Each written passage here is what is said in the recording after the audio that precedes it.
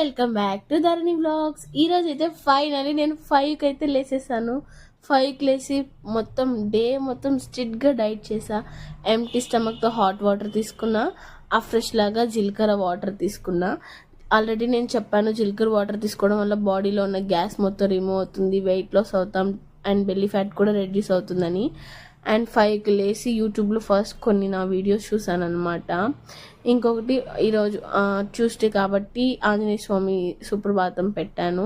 And మా mummy వాళ్ళకి బ్రేక్ఫాస్ట్కి నేనే పొంగలి చేసా. మూత సరిగ్గా వేయలా, మొత్తం పొంగిపోయింది.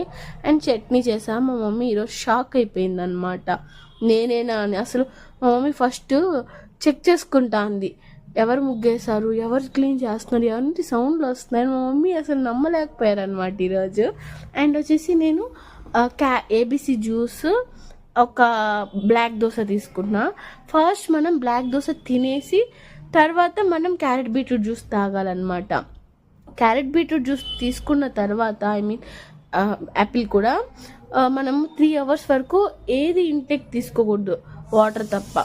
ఎందుకు అంటే అప్పుడు అది అంతగా వర్క్ అవ్వదని. ఆఫ్టర్నూన్కి వచ్చేసి బ్రౌన్ రైస్, ఇంకా క్యారెట్ ఫ్రై, ఆయిల్ చాలా తక్కువతో.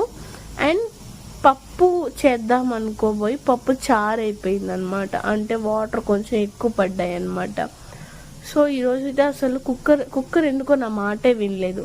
మళ్ళీ ఆఫ్టర్నూన్తో విత్ మా మామ్ హెల్ప్తో వర్క్ అయింది. అండ్ ఆఫ్టర్నూన్కి వచ్చేసి carrot fry, salad, brown rice, పప్పు పొదులు, పప్పు చారు అంటారు, కామెంట్ చేశారులే. అండ్ ఇంకోటి వచ్చేసి ఈరోజు ఈవినింగ్కి మేము ఒక చిన్న ప్లాన్ చేసుకున్నాం అనమాట, మూవీ టైం అన్నట్టు. ఆ వీడియో నెక్స్ట్ వీడియోలో పోస్ట్ చేస్తాను. ఇంకా నేనైతే కార్న్ సలాడ్ తిన్నా, డైట్లో ఉన్నాను కాబట్టి, విత్ ఐస్ యాపిల్. బన్నుకు వచ్చి ఆ కుర్కురే చాట్ చేయించాను అనమాట. ఫైనలీ మేమైతే మూవీ ఎంజాయ్ చేసాం. ఆ మూవీ ఏంటి అని నెక్స్ట్ వీడియోలో పోస్ట్ చేస్తాను.